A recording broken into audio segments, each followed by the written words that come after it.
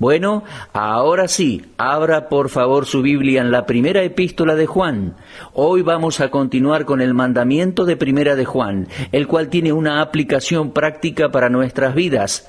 Para ser más preciso, el mandamiento a amarnos los unos a los otros. Para aquellos de ustedes que se encuentran en sus hogares y tienen a mano papel y lápiz y quieren anotar las referencias bíblicas, bueno, paso a darles algunas citas bíblicas. Les doy estos pasajes para que los analicen, ya que no vamos a tener suficiente tiempo para exponerlos en este programa en cuanto al amor fraternal. Ese será el gran tema. Anote, por favor, Primera de Juan 1, 6, 8 y 10. Primera de Juan 2, 4, 6 y 9. Primera de Juan 3, 15 al 18. Y Primera de Juan 4, 11, 19, 20 y 21. Nuestro gran tema, el amor fraternal. Este es el último mensaje en cuanto al tema de amar al prójimo en nuestro estudio de Primera de Juan, ya que en el programa anterior nos referimos también a este tema. Vamos ahora a Primera de Juan 3, 17 al 18, y allí leemos: «Pero el que tiene bienes de este mundo y ve a su hermano tener necesidad y cierra contra él su corazón, ¿cómo mora el amor de Dios en él? Hijitos míos, no amemos de palabra ni de lengua, sino de hecho y en verdad». La última frase en el versículo 16 dice que debemos poner nuestras vidas por los hermanos. Ahora, fíjese bien en ese verbo debemos. Aparece 2 veces más en esta epístola, más precisamente en el capítulo 2 y versículo 6 y en el capítulo 4 y versículo 11. Implica obligación y puede ser leído como deber. En otras palabras, si debemos hacer algo por alguien, también se lo debemos. Tenemos la necesidad y la urgencia de hacerlo. La idea aquí no es que tenemos que ofrecernos como sacrificio por otros, no. No se refiere a la muerte física aquí. La palabra aquí significa alma. Debemos poner nuestras vidas, literalmente, nuestras almas, el ego, el vivir para uno, y es de eso que esta epístola nos habla. No de ofrecer nuestro cuerpo como un sacrificio, de entregar nuestros cuerpos como sacrificio. Dicho sacrificio no tendría ningún poder para redimir pecados. El ego debe ser negado para el beneficio y bendición de nuestros hermanos y hermanas en Cristo. No tenemos ningún pretexto para decir que Dios demanda mucho de nosotros, ¿eh? Los apóstoles dieron sus vidas e hicieron lo correcto. Hubieron muchos mártires que al entregar sus vidas estaban haciendo lo correcto. Soldados han dado sus vidas e hicieron lo correcto. Nosotros debemos estar dispuestos a hacerlo también. Es una lección que debemos aprender, cómo entregar nuestras vidas. Vaya por favor a Primera de Juan 3, 17 y 18, a donde tenemos una ilustración práctica. Estos son los versículos que acabamos de leer. Aquí tenemos una ilustración práctica de una de las tantas maneras de mostrar nuestro amor por el prójimo. En primer lugar, va a haber una necesidad. Ahora bien, hay muchas necesidades alrededor nuestro, necesidades del cuerpo, de la mente y del alma. Cuando dice los bienes de este mundo, se está refiriendo a las necesidades de la vida. Si tenemos las cosas necesarias y vemos que un hermano está sufriendo porque les faltan, ¿cómo es posible que poseamos el amor de Dios? Ahora, si poseo lo que usted necesita, tengo las fuerzas y la salud, puedo ayudarle de una manera u otra. Si usted tiene una necesidad y yo tengo lo que usted necesita, pero no hago nada al respecto, y lo dejo ir con esa necesidad sin suplirla, no puedo decir que hice lo que debía. No soy un cristiano obediente. La ley dice que si hay una persona pobre en medio de la tierra, en donde uno mora, la cual Dios le dio, no hay que endurecer el corazón contra esa persona ni cerrar la mano. Todos pasamos por esas instancias en las cuales nuestro primer impulso es buscar ayuda. Pero muchas veces fallamos al brindar ayuda a otros. Ahora, si nos quedamos en ese estado egoísta, sin voluntad por ayudar al hermano en necesidad, estamos desaprobando cualquier existencia del amor de Dios en nosotros. La Biblia dice claramente: hijitos míos, no amemos de palabra ni de lengua, sino de hecho y en verdad. El amor es una cualidad de la lengua del creyente. Debemos hablar con palabras suaves y compasivas, pero esas palabras deben ir acompañadas por acciones de un corazón sensible. Muchos matrimonios han sido consumados como resultado de palabras dulces que parecen venir con toda naturalidad durante el noviazgo, pero después no existe esa entrega del uno por el otro. Expresar el amor de uno hacia el otro de una forma meramente verbal, sin apoyarlo con hechos, lo hace a uno un hipócrita. Que Dios nos libre de la hipocresía e inseguridad que no demuestra la compasión de Cristo. Ahora, fíjese en 1 de Juan 4:19. Una vez más vemos el énfasis en esta epístola de que si no experimentamos el amor de Dios, no podemos expresarlo a otros. 1 de Juan 4:19 dice, nosotros le amamos a Él porque Él nos amó primero. La palabra Él no se encuentra en los mejores manuscritos griegos. En griego quedaría expresado como, en cuanto a nosotros, amemos porque Él mismo nos amó primero. ¿Se da cuenta? Su amor, el amor de Dios, despierta en nosotros el deseo de amar, un amor que responde al mandato de amar a otros y que no es imposible de cumplir de nuestra parte. El simple hecho de que Él nos amó primero hace posible que nosotros amemos. No pierda la idea que se converge en este versículo del capítulo 4. No es que amamos por gratitud, por su amor para con nosotros, sino que podemos amar porque Él nos amó primero. En otras palabras, nosotros amamos a nuestros hermanos no por su carácter o personalidad, si son amorosos o no, sino que amamos simplemente porque el amor de Dios mora en nosotros. Como resultado del amor de Dios manifiesto a nosotros, debemos amar a los demás. Fíjese por favor en capítulo 4 y versículo 20 de esta epístola. Dice, si alguno dice, yo amo a Dios y aborrece a su hermano, es mentiroso. Pues el que no ama a su hermano a quien ha visto, ¿cómo puede amar a Dios a quien no ha visto? Existen por lo menos 6 versículos que comienzan de manera similar en 1 de Juan. 3 de ellos utilizan la frase, si decimos que, o si alguno dice. Por ejemplo, capítulo 1, versículos 6, 8 y 10. Y también existen 3 versículos que comienzan con el que dice, en el capítulo 2, versículos 4, 6 y 9. Ahora, si una persona dice algo que no es verdadero, la Biblia lo llama un mentiroso. Entonces, si un hombre dice que ama a Dios pero odia a su hermano o hermana en Cristo, entonces esa persona es hipócrita y mentirosa. Si un hombre dice que ama al Señor pero no ama a su esposa, entonces es un falso. Si una mujer dice que ama a Jesús pero no ama a su marido, entonces es falsa. Recuerdo unos años atrás que un joven vino a mi oficina cuando yo era pastor y me dijo, pastor, vengo para decirle que voy a dejar a mi esposa. A lo que yo le dije, ¿en serio? ¿Y por qué? Bueno, me dijo, es que es muy difícil vivir con ella. Bueno, permíteme mostrarte algo, yo le dije. Tú la escogiste, ahora no tienes otra opción. La Biblia dice en Efesios 5:25, maridos, amad a vuestras mujeres, así como Cristo amó a la iglesia y se entregó a sí mismo por ella.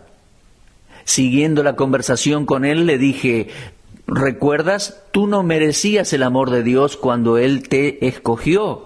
¿Me dices que eres salvo pero no amas a tu esposa? En realidad, si eres salvo, no tienes otra opción. Dios te manda a amarla. En la palabra de Dios tenemos muchos ejemplos de cómo amar al cónyuge. En cada hijo de Dios mora el Espíritu Santo de Dios y al nacer de nuevo nos transformamos en receptores de la naturaleza divina. Dios, el Espíritu Santo, entra en el cuerpo de cada hijo suyo. ¿Y qué llega a ser nuestro cuerpo? Es el templo, es el lugar santo y puro para la morada del Espíritu. ¿O es un templo de maldad donde la animosidad y el rencor moran? ¿Cómo puede alguien decir que es salvo si no existe amor en su corazón para con los demás? ¿Lo ve? El golpe está dirigido a los falsos, hacia el que pretende ser lo que no es. El amor y el odio son incompatibles, son opuestos. Decir que amamos a Dios y no amar a un hermano en Cristo, o no amar a tu cónyuge, o no amar la familia, es hablar mentira. ¿Se da cuenta? En el capítulo 2, versículo 9, la idea es más que clara.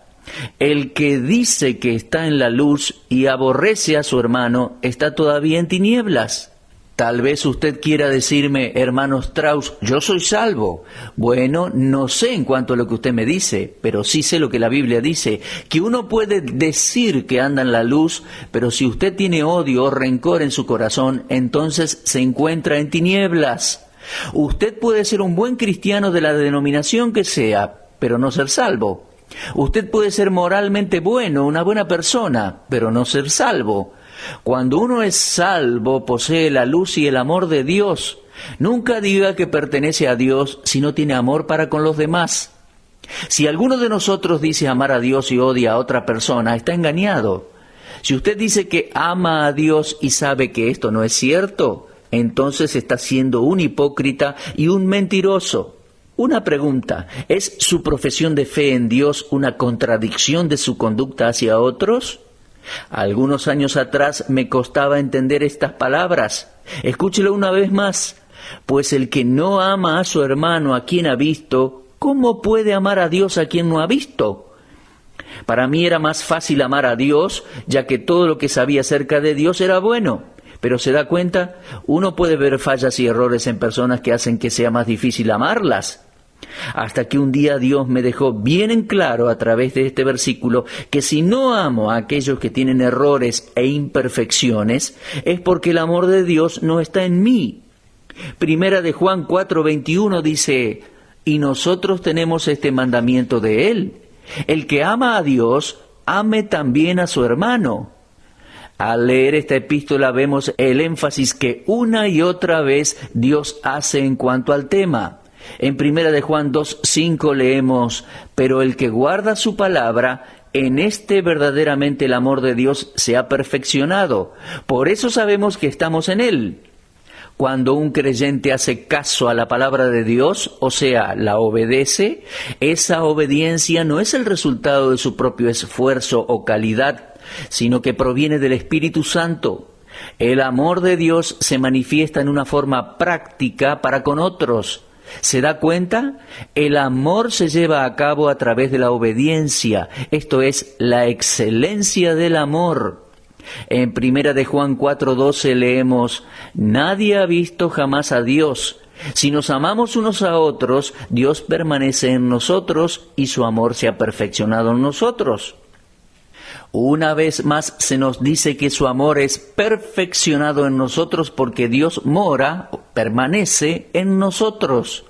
El versículo comienza diciendo que nunca nadie ha visto a Dios. Esta es la segunda vez que el Espíritu Santo guió a Juan a escribir esta declaración. Por primera vez aparece en el Evangelio de Juan, en el capítulo 1 y versículo 18. Si bien es imposible para cualquier ser humano ver a Dios, podemos ver su presencia actuando si nos amamos los unos a los otros. Nuestro amor hacia otros es una manifestación de su amor siendo perfeccionado en nosotros. Cuando el amor de Dios en nosotros llega a su plenitud, los hombres pueden ver a Dios manifestándose a través de la vida del creyente. Es el amor de Dios el que nos hace humildes y afectuosos para con los demás. Dicho amor está siendo perfeccionado. Ahora fíjese en el capítulo 4, versículo 17. En esto se ha perfeccionado el amor en nosotros, para que tengamos confianza en el día del juicio. Pues como Él es, así también somos nosotros en este mundo. Mi amigo, el amor cristiano no es estático. El amor es algo que está en crecimiento constante. Primera Tesalonicenses 3:12 dice, y el Señor os haga crecer y abundar en amor unos para con otros y para con todos, como también lo hacemos nosotros para con vosotros. Pero, ¿cómo hacemos para crecer en amor, para que éste llegue a su máxima capacidad de operación a través del Espíritu Santo? La respuesta está en Primera de Juan 4:16. Dice, el que permanece en amor. La causa de nuestro amor siendo perfeccionado es nuestro permanecer en Él.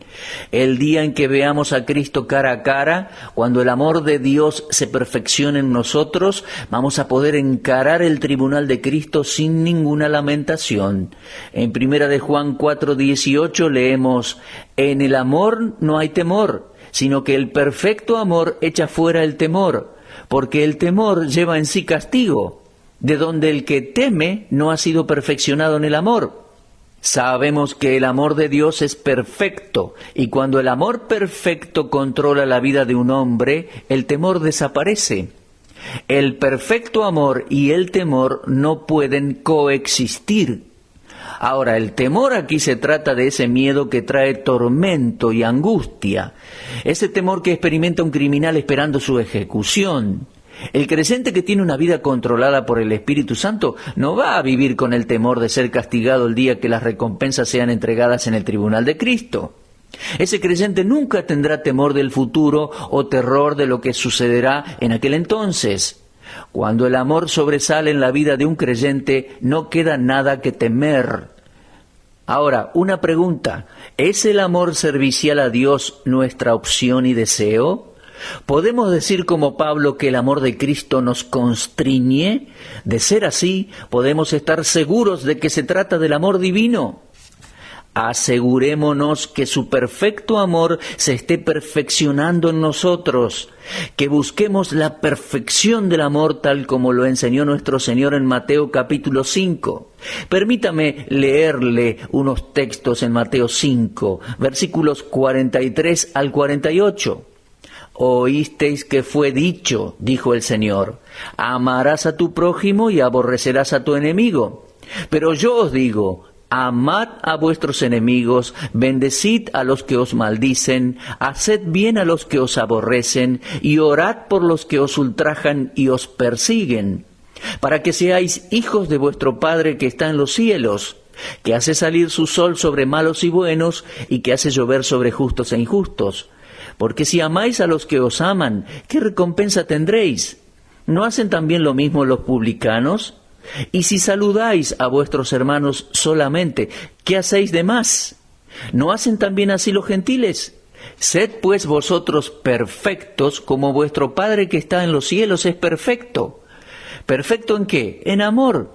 Dios lo ama y Dios me ama. Nosotros no nos merecemos ese amor. Ahora entonces, manifestemos ese amor a aquellas personas con las que mantenemos contacto a diario. Quizás este amor esté fallando en su hogar. Tal vez algunos de ustedes, escuchando este programa, son testigos de un hogar destruido por falta de amor. Tal vez usted no habla acerca del tema.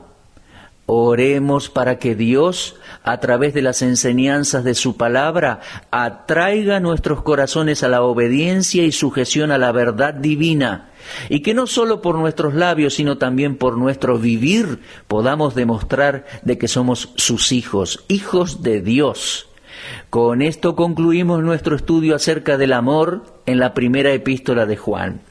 Querido oyente, en nuestro próximo programa seguiremos estudiando en cuanto a la vida del creyente. Así que será hasta entonces, si Dios quiere.